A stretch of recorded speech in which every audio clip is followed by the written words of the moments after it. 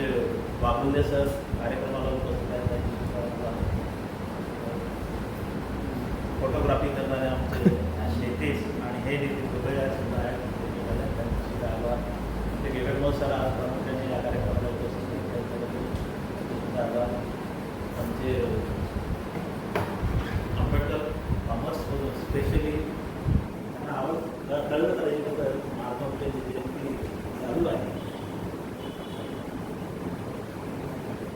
पकाले specially तिथे आले आणि त्यांचेसुद्धा आभार. आमच्या कॉलेजचे टीचर्स नॉन टीचिंग स्टाफ विद्यार्थी या सर्वांचे मी आभार मानतो आणि हा कार्यक्रम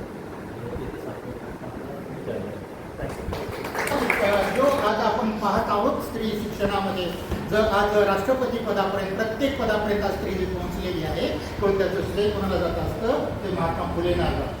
त्याचप्रमाणे ज्या गोरगरिबांची मुलं जी आहेत, ग्रामीण भागातली जी शेतकऱ्यांची मुलं आहेत, जी ग्रामीण भागामध्ये शाळांची व्यवस्था आहे, याचा आढावा त्या काळाच्या यांनी कमिशननी फक्त झोपडपट्टीमध्ये जावं, शहरातील झोपडपट्टीमध्ये जावं, मुस्लिम समाजामध्ये जावं, पारसी समाजामध्ये जाऊन, ख्रिश्चन समाजामध्ये जाऊन हा त्याने आढावा घेतला होता शिक्षणाचा आणि त्यांना तो आढावा त्यांनी ज्यावेळेला तो सादर केला गव्हर्नमेंटकडे प्रगती दिसून आली. परंतु महात्मा फुले त्यांच्या पुढे सांगतात तुम्ही ग्रामीण भागामध्ये जा, शोषितांकडे जा, कामगारांकडे जा, कष्टकऱ्यांकडे जा, शेतकऱ्यांकडे जा, तेव्हा तुम्हाला खऱ्या भारताचं जे शिक्षणाचं जे स्वरूप आहे ते तुम्हाला दिसून येईल. त्यासाठी तुम्ही हा शिक्षण देत असाल तर ते कष्टकरी लोकांना, या लोकांना समाजोपयोगी शिक्षण द्या, व्यवसायभिमुख शिक्षण द्या. त्या काळात महात्मा फुलेंनी सांगितलेलं होतं.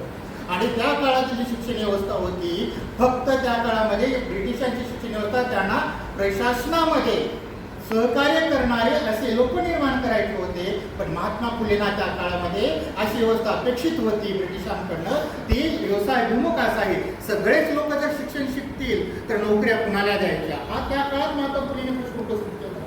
आणि म्हणून तुम्ही केवळ शिक्षण हे केवळ नोकरीसाठी घेऊ नका, तर तुम्हाला शिक्षणामुळे फ्युचरमध्ये तुम्हाला तुमचे उद्योग व्यवसाय चालू करता येतील आणि या देशाच्या जडणघडणीमध्ये तुमचा सिंहाचा वाटा आर्थिक याच्यामध्ये करेल अशी अपेक्षा त्यावेळेस त्यांची होती. आणि म्हणून हंटर कमिशन पुढे हे त्याने अहवाल मांडला. तेव्हा आजच्या या प्रसंगी सर बोलणार आहेत, त्यामुळे माझं 2 शब्द इथे संपवतो. मला संधी दिल्याबद्दल आमच्या प्राचार्य सरांचे धन्यवाद.